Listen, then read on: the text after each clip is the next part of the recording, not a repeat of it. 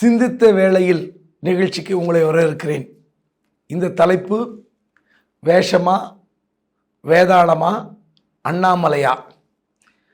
என்ன சிந்தித்த வேளையில் இப்படி ஒரு தலைப்பு, வேஷமா வேதாளமா அண்ணாமலையா? போக போக நீங்கள் புரிஞ்சுப்பீங்க.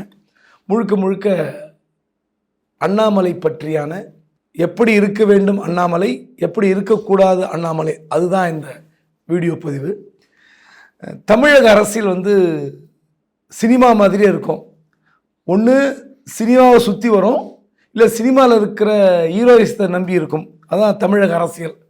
அதாவது அண்ணாமலையுடைய தமிழக அரசியல் என்ட்ரி கூட பார்த்தீங்கன்னா கிட்டத்தட்ட ஒரு மாஸ் என்ட்ரி அப்படி தான் இருக்கும். அண்ணாமலை ரெண்டாக பிரிச்சுக்கணும். அவருடைய ஐபிஎஸ்க்கு முந்தின காலம் அது ஒரு காட்சி, அது ஒரு களம், அது ஒரு சினிமா. அப்புறம் தமிழக அரசியல் வந்த பிறகு அது ஒரு காட்சி, அது ஒரு களம், அது ஒரு சினிமா. அதாவது ரெண்டு விதமாக அதை பிரிச்சுக்கணும். நான் உங்களுக்கு அவரை பற்றின ஒரு சினிமா மாதிரி ஓப்பனிங் கொடுத்துட்றேன்.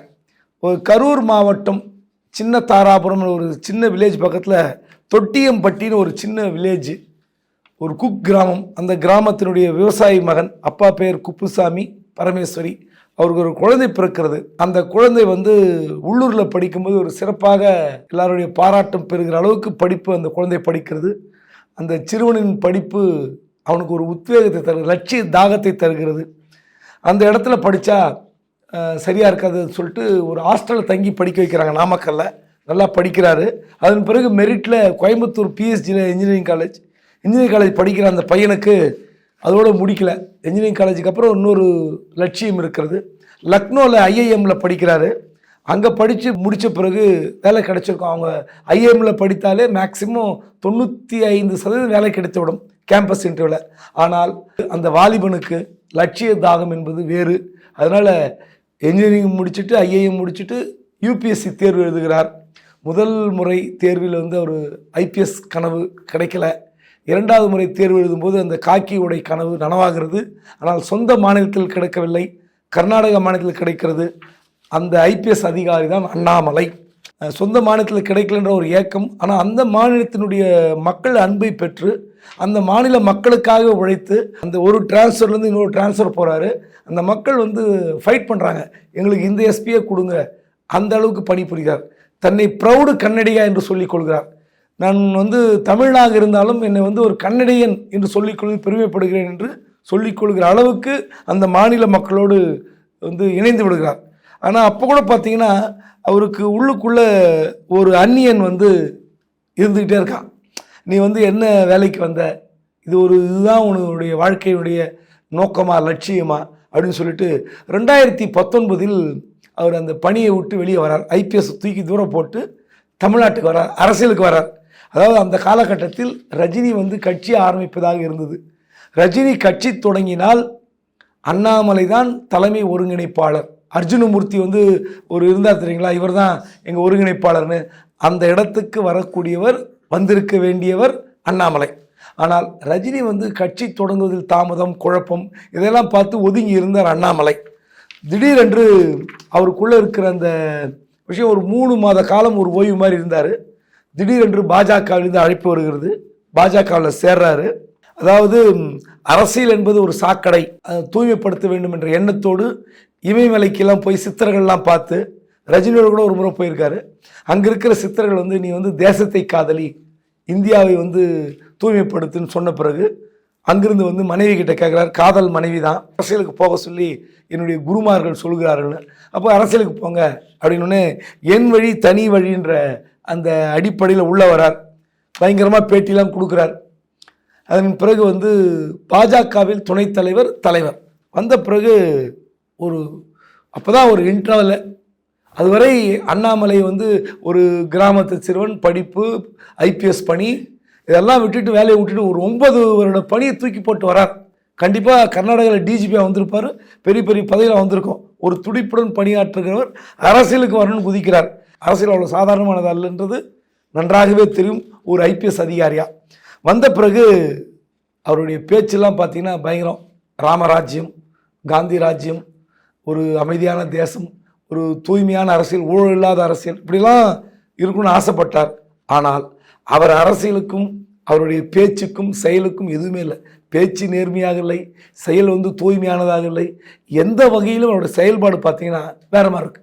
இன்டர்வலுக்கு முன்னாடி இருந்த அண்ணாமலை ஐபிஎஸ் அதெல்லாம் வேற. அரசியலுக்கு வந்த பிறகு அண்ணாமலை அவர் பேச்சுக்கும் செயலுக்கும் சுத்தமாக ஒரு கனெக்ஷனே இருக்காது. ஒவ்வொரு பேட்டியில் சொல்வார், நான் மாறி மாறி பேசுகிற நபர் அல்ல, நான் யாருக்கும் பயப்பட மாட்டேன், ஒரு கம்பெனி மேனேஜர் மாதிரிலாம் இருக்க மாட்டேன், அந்த கட்சிக்கு விசுவாசமாக இருப்பேன், கட்சிக்கு உழைப்பேன், கட்சியை வளர்ப்பேன், ஆனால் யாருக்கும் ஜால்ரா அடிக்க மாட்டேலாம் பேசுவார். அதாவது எளிமையானவன், நேர்மையின் சிகரம்லாம் சொல்வார். 20,000 புத்தகம் படித்தவன், 2 லட்சம் வழக்கு போட்டவன், எனக்கு ஹிந்தி தெரியாது இப்படிலாம் சொன்னவர். ஆனால் தமிழ்நாடு தாண்டி வெளியே போனால் ஹிந்தி அவ்வளோ அழகாக பிரமாதமாக பேசுவார். அப்போ எதுக்கு இந்த பொய்? ஹிந்தி தெரியாதுன்னு சொல்லிட்டு ஹிந்தி போய் பேசுவது எதற்கு?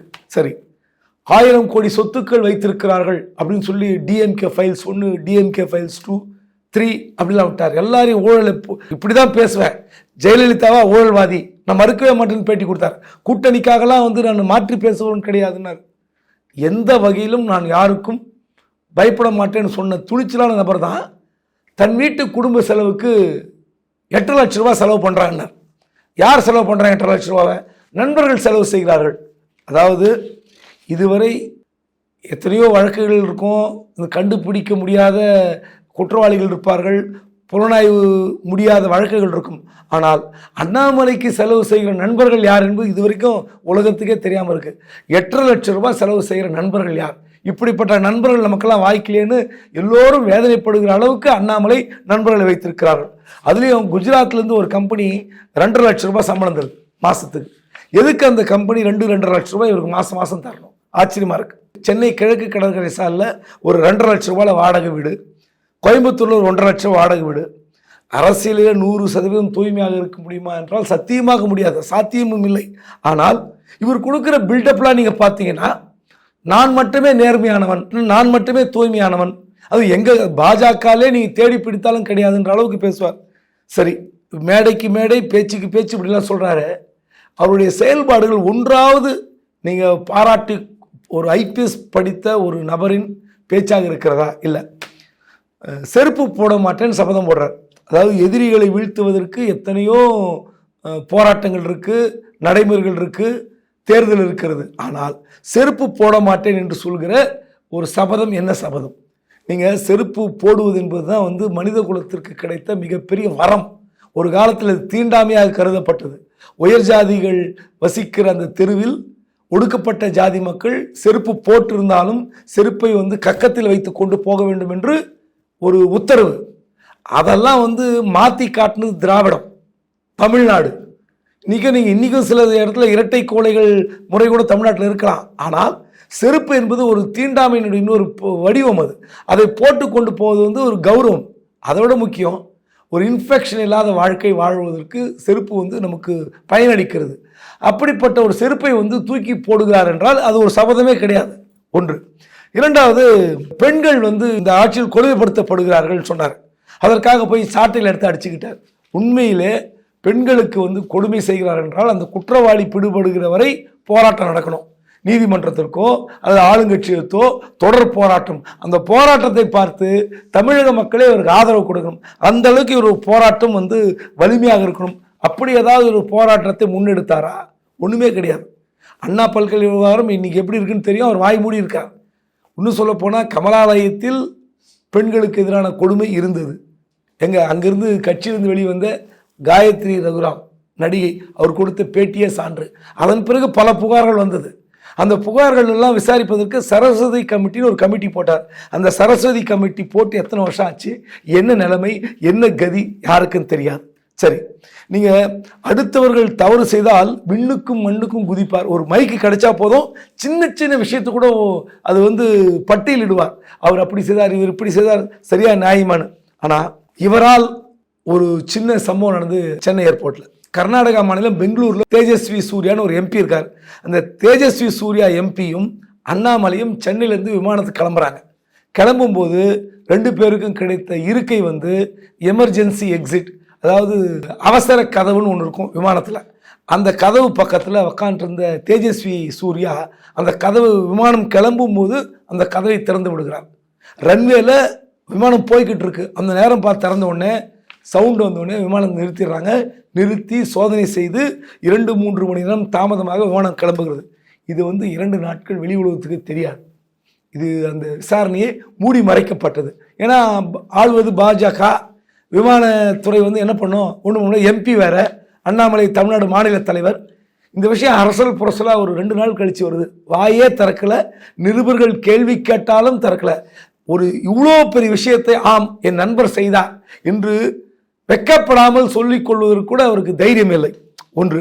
இரண்டாவது, ஒரு வருஷத்துக்கு முன்னாடி பாஜக தலைமை அலுவலகத்தில் கமலாலயத்தில் அக்கௌண்டண்டாக வேலை செய்கிற ஜோதிகுமார் வீட்டில் வருமான வரித்துறை ரைடு. என்னன்னா, தமிழ்நாடு முழுவதும் மணல் அதிபர்கள் மற்றும் ரியல் எஸ்டேட் அதிபர்கள் வீடுகளில் வருமான வரித்துறை ரைடு. அந்த ரைடு நடக்கும்போது ஜோதிகுமார் வீட்டுக்கும் போகிறாங்க. எப்படி? ஐடி அதிகாரி சும்மா போக மாட்டாங்க. பல்வேறு ஆவணங்கள் ஆதாரங்கள் கிடைத்தால் தான் போக முடியும். இந்த மணல் விவகாரத்தில் இந்த ரியல் சண்முகம் பணம் ஏதோ வாங்கி கொடுத்ததாக ஒரு தகவல் உண்டு. அந்த பணத்தை வைத்துக்கொண்டு ஜோதிகுமார் வீட்டுக்கும் போய்விட்டார்கள். ஏன்னா மொபைல் கான்டாக்டை வச்சு மொபைல் நம்பர் அனாலிசிஸில் பார்த்தா ஜோதிகுமார் தொடர்பில் இருப்பதாக தெரிய அங்கே போயிட்டாங்க. போன அரை மணி நேரத்தில் அங்கிருந்து வருமான வரித்துறைகள் தலை தெறிக்க ஓடிவிட்டார்கள். என்ன மிரட்டல் வந்தது, ஏன் அங்கே போனீங்க, யார் மிரட்டினார்கள்? இதே மாதிரி வேற ஒரு கட்சி அலுவலகத்தில் தலைமை ஊழியராக, மேனேஜராக, அக்கௌண்டண்டாக வேலை செய்கிற ஒருத்தர் வீட்டில் ஐடி ரைட் நடந்திருந்தால் அண்ணாமலை என்ன பேசியிருப்பார்? இது சம்பந்தமாக கேள்வி கேட்டால் மௌனம்தான் பதில். அதுக்கு மாறி மாறி பதில் சொல்வார். ஒன்று. அடுத்து, இவருடைய அக்கா கணவர் திண்டுக்கல் சத்திரப்பட்டியில் செங்கல் சூளை, பெரிய செங்கல் சேம்பர், மிகப்பெரிய வருமான வரி ஏய்ப்பு, இவங்க ஃபைனான்ஸ் கம்பெனி. இது சம்மந்தப்பட்ட இடத்துல ஐடி ரைட் நடக்குது. இவங்க அக்கா கணவர்னு தெரியாமல் போனாங்களா, தெரிஞ்சு போனாங்களான்னு தெரியாது. சிவகுமார் என்ற ஒரு நபர் இவங்க அக்கா கணவர். அப்போது எத்தனை கோடி மோசடி, எத்தனை கோடி வரி ஏய்ப்பு இதே திமுகவோ அதிமுகவோ இல்லை காங்கிரஸோ செய்திருந்தால் இவர் எப்படி மைக்கு முன்னாடி பட்டியல் போட்டு பேசியிருப்பார் என்பது உலகத்துக்கே தெரியும். அதை விட அந்த கம்பெனி எப்போது தொடங்கப்பட்டது, நிலம் எப்படி வாங்கப்பட்டதெல்லாம் ஒரு சோசியல் மீடியாவில் அவங்க கட்சி ஆட்களை பேட்டி கொடுத்தார்கள். அதற்கெல்லாம் வாயே திறக்கவில்லை இந்த அண்ணாமலை. சரி, நடந்து முடிந்த மக்களவைத் தேர்தலில் எம்எல்ஏவாக இருக்கிற நயனார் நாகேந்திரன், அவங்க கட்சி எம்எல்ஏ, அவருக்கு ஒரு 4 கோடி ரூபாய் ரயிலில் போய் மாட்டிக்கிச்சு, எல்லாருக்கும் நினைவு இருக்கும். அந்த பணத்தை போட்டு கொடுத்தது யார் என்பது அவங்க கட்சியிலே எப்படிலாம் சொல்கிறாங்கன்னு தெரியும். அந்த பணம் எக்மோர் ரயில்வே ஸ்டேஷனில் ஏறி தாம்பரத்தில் போவதற்குள் போலீஸார் பிடித்து விட்டார்கள். தேர்தல் அதிகாரிகள் பிடிக்கவில்லை, இன்கம் டேக்ஸ் பிடிக்கல. எப்படி போலீஸுக்கு இந்த மெசேஜ் போச்சு, யார் போட்டு கொடுத்தது, இதுவும் அவங்க கட்சியில் இருக்கிற முக்கியமான நபர் வேலை என்று வெளிப்படையாக சொன்னார்கள். அதுக்கு ஏதாவது பதில் உண்டா? அது யாரெல்லாம் மாட்டினாங்க அந்த கட்சியில் சொன்னாங்களா? வெளியே பேசினாரா? பேசலை. குறுகிய காலத்தில் ஒரு உச்சபட்ச வளர்ச்சியை அடைந்தவர் அண்ணாமலை. அந்த வளர்ச்சி ஒரு நியாயமான வளர்ச்சியா, ஒரு தன்னிச்சையாக வளர்ந்த வளர்ச்சியா, இதெல்லாம் அண்ணாமலைக்கே தெரியும்.